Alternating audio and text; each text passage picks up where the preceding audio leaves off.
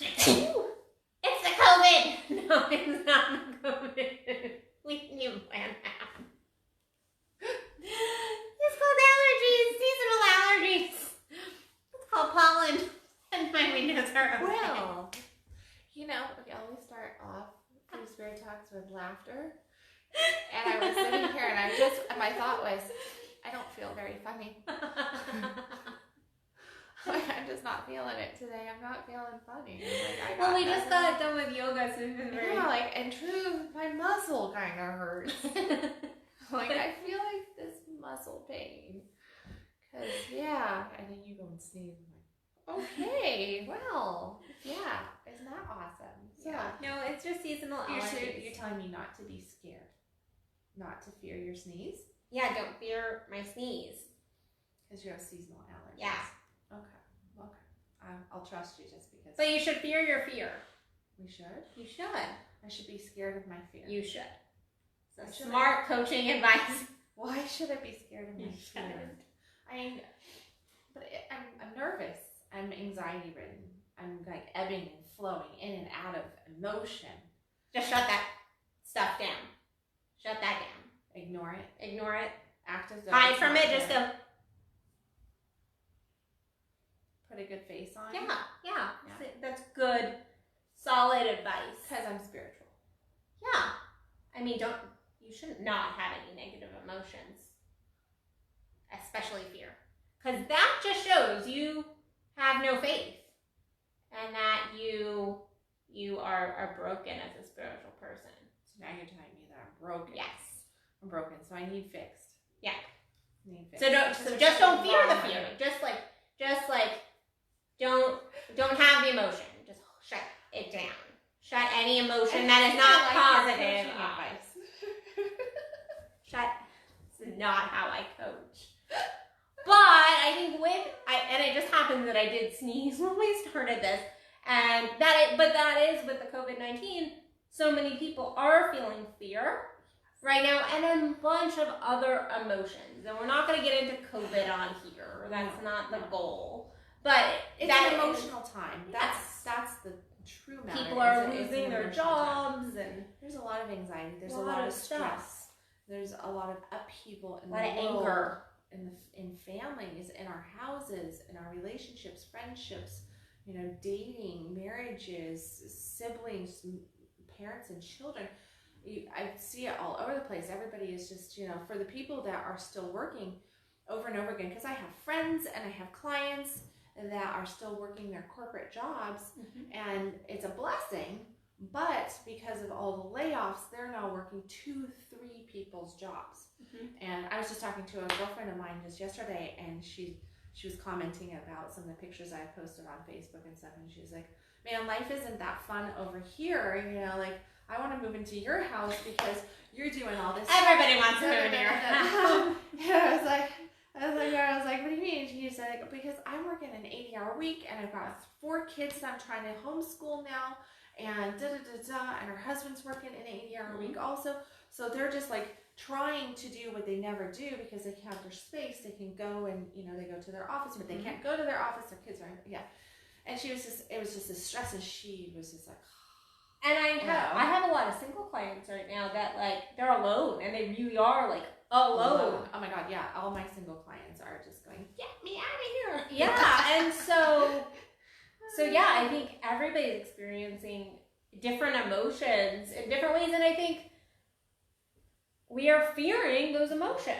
We're fearing the fear. We're fearing we fear our anger. Darkness. That's what it ultimately comes down to, is that we fear our shadow. We fear the darkness. We fear the depth of our emotion because we don't know how deep it is and where it'll take us, and if it has a bottom, right? Like, are we going to implode if we let ourselves get emotion? If we let ourselves feel our hearts around any given subject at this moment, like, how is that going to impact our whole world? And yeah, we hear there's horror stories going on, of course, and there's a lot of horror stories, that COVID's causing, but there's also the horror stories that life with this epidemic is definitely highlighting for people. And yeah, so fearing fear is definitely not a spiritual thing to do. It is not a healthy emotional, mental thing to do. No. It's definitely not good for the physical body either, because then we end up in masking programs. Holding all over in your body. You end up holding things all up in your body, and then you're going, why do I have a jaw ache? Why is my knee hurting? Why, why are my hips all, I know why my knee's hurting. I didn't have a yoga mat yesterday. And then I did yoga on hardwood floor. That's why my knees. Yes. My point being is we hold things up. Why is my chest so tight? I mean, and that's a lot of the stuff that you're going to feel in your physical body is that the joints are going to start to hurt. And it's not just because a lot of people aren't getting out and moving. Now, there are a ton of people that I see walking and jogging and riding their bikes and all of that. So really taking advantage of the opportunity to make sure that they have that daily practice, whether because they can't go to the gym, or start that daily practice because now they're home and they don't have to be at the office, and all that stuff. So they take that break that they need, and that's beautiful. But for everybody else out there who's more sedentary in their lifestyle, your body right now, you can make your body age over the course of this whole epidemic by 5 to 10 years easy if you're not taking care of your physical body. But to take care of the physical means to take care of the emotional and the mental as well. Yeah. We are all woven together, and what we want to do is we want to segment ourselves out. We want to, put ourselves in different containers and be like, oh no, well that's the emotional house over there. Like, I'm not going to deal with that. Like, I'm a logical person. I think things through. I'm not going to let my feelings get into that. I'm going to just put that over there. And then we end up thinking that we have COVID, because then, we have a sore throat and we're congested and our immune system gets weak and we're not moving because we're actually really sad. We're actually really anxious. And we're just like, constricting. Or we find ourselves blowing up too, even outside the body. We constrict certain emotions, and then all of a sudden we'll find ourselves, we end up creating that volcano thing, and then just a child, your partner, somebody says something, and you go, ah! And they're like, I don't get it. I don't get it. Like, what was going on? And in truth, if you're not paying attention to your own emotions, you'll go, I don't know, and you'll blame it on, oh no, but you just made me that mad, which is a victim statement too. But you go into you don't recognize, oh, I've been having all these emotions, I've been shoving them down, not paying attention to them, and so then it will blow. But we all have triggers. We all have triggers towards our emotions, towards negative aspects of ourselves, because of our wounding, because of our trauma of the past, and just sometimes life drama causes triggers. And some people should probably be more aware of other people's triggers, right? So those things are there, but at the same time, if we're just shoving everything down, guess what happens? Everything becomes a trigger. Absolutely everything. And it's like the slightest little thing can set you off. And that's what you're talking about. Yeah. It gets very dangerous when we don't deal with acknowledging how we're feeling, acknowledging the sensations in our body, acknowledging the emotions that are coming up in us. And it's so much easier. I mean, like, you've known me for what, 5-6 years now, and you've seen me cry, you've seen me mad, you've seen me broken, you've seen you've seen me in total blissed out, beautiful stage, you've seen me powerful, you've seen me weak, you've seen me in all of these different things. But in truth, from over the course of the last 5 or 6 years, how would you say the processing is? It's like, what's my scope on processing? If I've got something going on, you go, hey, I'm in this space. I'm in this space. We lived together for a while, and there were plenty of days that I walked out and I'd look at you and be like, hey, Addison, like, in a space. I'm highly emotional today, and I'm just like a little off base. So here's your warning. I was like, and that's how I approach it. And I mean, I used to be that volcano and blow because I would suppress, and then I would blow. And I've learned over the course of my life that that's not healthy. It's not healthy for me. It's not healthy for my relationships, my world, the world that I want to create, any aspect of it. It's far better just to acknowledge on the front side, like, I'm a little messed up today. And I'm going to forewarn you because I'm a little raw. I'm a little raw. I'm a little tender on this. I'm feeling really vulnerable today. I'm feeling really today, like all over the place, scattered, something like that. But we're told not to do that.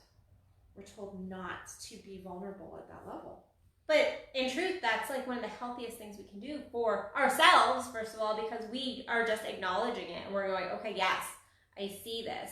I'm not diving into the freaking pile of poop. Right. Not being a victim. I'm not being a victim. I'm not going, oh yeah, and let me drop into this at a deeper level and almost create more. Not doing that. But it's also healthy for our partners and the people in our lives, because in truth, then they're going, okay, they can filter what's going on with the other people, because guess what? We're constantly making up stories in our heads about what's going on with somebody else, just basically on a look, on an energy, on it. And so this gives just some clarity of, okay, this person's just having a moment, having a day, just needs some space, or is in a great mood and is just like high vibing. Mm-hmm. It just gives a little bit of foundational understanding of what is happening. And the same thing, actually, we named it fear, don't fear your fear. But actually, in this current environment, I think what we're also seeing is people fearing their light as well. I think we're seeing a lot of people go, oh, I can't be that joyful right now. I can't be, I can't post pictures of myself having this, like, an amazing day, because then people are like, you just must not care about what's going on. I've been the reciprocator of those awesome statements, because I'm like, I'm going on, I'm talking about love, I'm talking about good sex, I'm talking about connection, I'm talking about abundance, I'm posting fun things that I'm doing with kids, paint nights with family, different things that are going on, my plans and everything. And I have been, I've had a few people be like, how dare you be thriving in this, and everybody's like, oh, how's your business? I had a friend yesterday ask me, do you have any income coming in the midst of this? Sorry. Our lives haven't changed that much. And thankfully. Right. Right. And I mean, I can appreciate the care. Yes. The concern of some of those statements, because I do believe those statements come from a place of that. But to make the assumption that, anybody, if it's more of the just, hey, if somebody's doing good, like, let's go bless that person. Yeah. Bless that person, be excited instead of going, because when we have these judgmental, evil thoughts, because that's what it is. Like, when we get super critical, it's an evil thought. If I can't go, wow, Addison, I'm so excited for you that just happened, and really truly go, bless you, I'm excited for you, I want to see the best for you. Because in that, when I give that to you, what I'm also saying is, I'm open to receiving it. Yeah. I'm open up my vessel. But so many people go, I can't believe so-and-so is doing this. I can't believe they're fun. And what do? Now we're casting stones. We cast the stone this direction, but we are casting so many back at ourselves. We're like jumping into the pit of despair with our words. And we're causing this havoc, this chaos on our life because of that negativity. And we don't realize how potent those thoughts, those critiques and judgments truly are. Mm-hmm. So.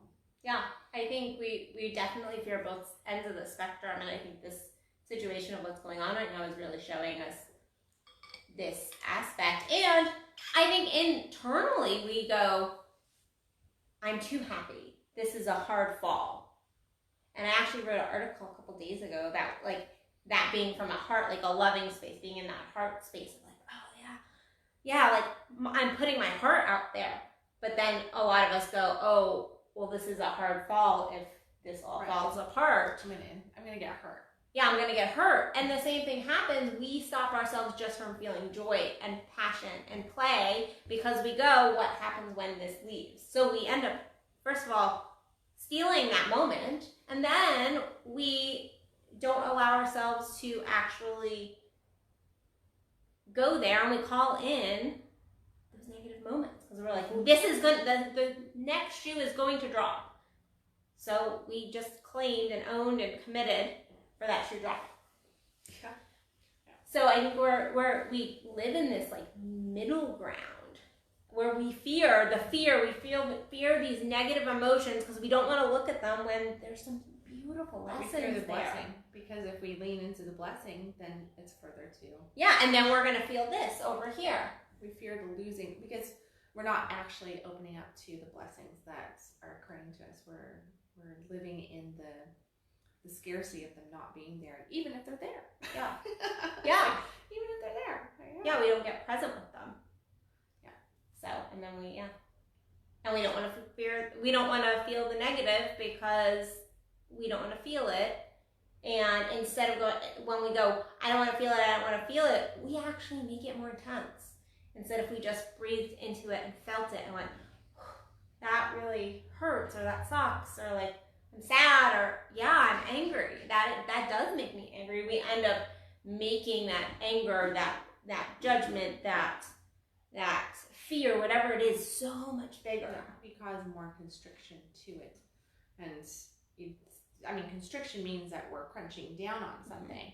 But when we crunch down on something, we're applying more pressure. And when we apply that pressure, we create that atom bomb effect to it. Volcanoes, atom bombs. Right, because of the pressure, so we actually do. It's at a molecular level, we're creating that thought and compressing. And so we're squishing it all together, and it grows because it's going to push back. At some point, that pressure pushes back. And we have a choice of looking at it and going, okay, and I can expand here, or, which expansion would be what you're talking about, like breathing into it, and literally breathing into it. Like when we say breathe into it, we're not just that's not just a word. It is to pause, to slow down your life and take 3 good deep belly breaths. Like that is, we were just doing yoga, and our yoga instructor, because our yoga class, it's all online right now, and one of our favorite yoga instructors, she made the comment about breathing and how breathing connects the physical to the spiritual, and I was like, go Dane. And I was like, We love you, Dane. Yeah, I was like, yeah. Because what she was talking about is that breath is that connector. That is the conduit between, and I think that's the word that she used, was conduit between the spirit and the physical. And we're here. We can feel, we can see, like we really are tapped into the physical in every which way, especially right now, right? But we're not ever tapped into the spiritual because it's invisible. It is. And that's one of those things that, when we breathe, and as coaches, or just as friends sometimes telling each other to breathe. It's like, just breathe, girl, just breathe. It really is just this like reminder, like, oh man, maybe I am causing constriction right now because I'm holding my breath. I'm actually going, and I've forgotten to breathe. Now, granted, if you forgot to breathe, you're going to pass out, right? Like that doesn't work. But our breaths become so short. It becomes so short, and that's where that constriction comes in. And then what that does is it pushes down the emotion, and it compresses the emotion, and then we start storing it in the physical body, and we need to just. And sometimes it's breathing, like literally just allowing that breathing space is breathing, and then also just holding the space for the emotion. There's been times I've looked at you and been like, you've said something to me that you're like, this is gonna be like, here comes the spiritual baseball bat kind of like moment, and you go like, and like I go, that I need a moment on that one. Right. I need a moment on that. It's a stirring. Yeah, it's caught, and I go, I need to feel this emotion. I need to feel the emotion here for a second. So, I mean, I think that's what we're talking about, and it sounds so simple, and yet it is. It is. It is. It is simple. It's very, very simple. And yet we resist it. Yeah. Much like every great thing out there, it really is not rocket science. It is just coming back to the body, coming back to the emotions, allowing yourself to be vulnerable with yourself, and that is the key element here, because we think that we're vulnerable with other people. We think that we're being, standing in our integrity and our truth, that we are being honest and open, and that we trust ourselves. And it's all a bunch of crap, because we're not being vulnerable with ourselves. Yeah. Because right there, if you can't just sit in an emotion like she just described and just go, I'm really effing mad right now. Like I am so raging inside. Yeah. I am this, or oh my God, I have all this pressure in my chest and I'm just so full of anxiety. And to call it out, like really call it out. I have all this pressure right here. I have this burning, like, ugh, in my gut. Like those kinds of things. Or I am absolutely ecstatic. I'm in a great mood. You know what? Like today is a wonderful day. I've had an incredible day. It's been absolutely productive. I've had and own that too, because people don't own that. We don't own that. And to not shrink any aspect of ourselves. Because when we shrink, we compress. And when we compress, we're not being authentic with self. We're not being vulnerable with self. And guess what that does? We're not being vulnerable with anybody else. And we're not being vulnerable with God, with our dreams, with our desires. We are just not really living. A compressed version of ourselves that's, surviving. We're surviving. We're not thriving in that. So yeah. So don't do that. Stop it. No, but Put really, it down. Take the day. I hate. No. Put it down. All right, I gotta put it down. No, Show them how easy it is, like this. I hate that statement. I hate that statement. Trigger. No. You want to see it again? No. Okay. So, I challenge you all today to go beat candlelight. No. Wow. No,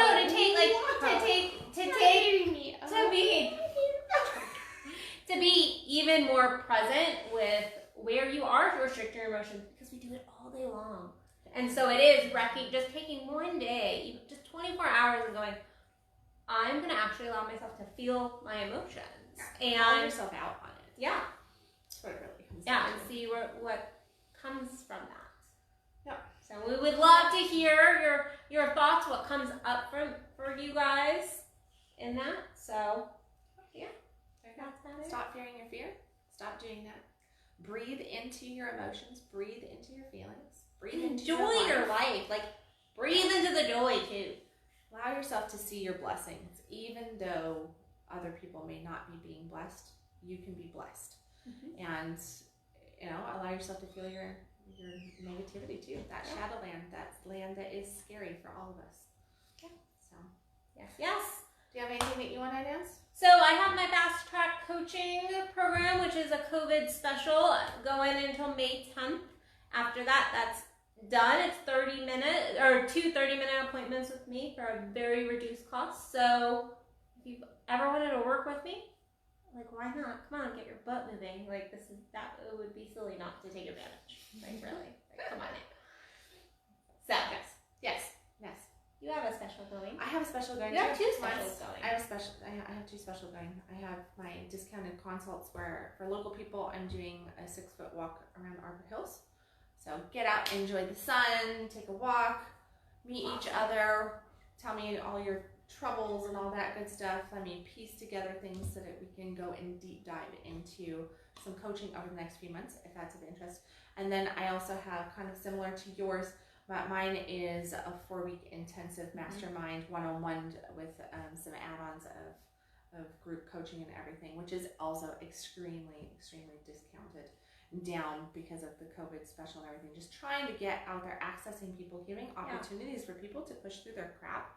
And, my whole focus is 7 key elements of creating that lifestyle that you want and coming out of this whole process, turned on better and in tune with yourself and have moved through some stuff and having some certain key elements kind of in your back pocket so you can deal with the new world that is definitely emerging.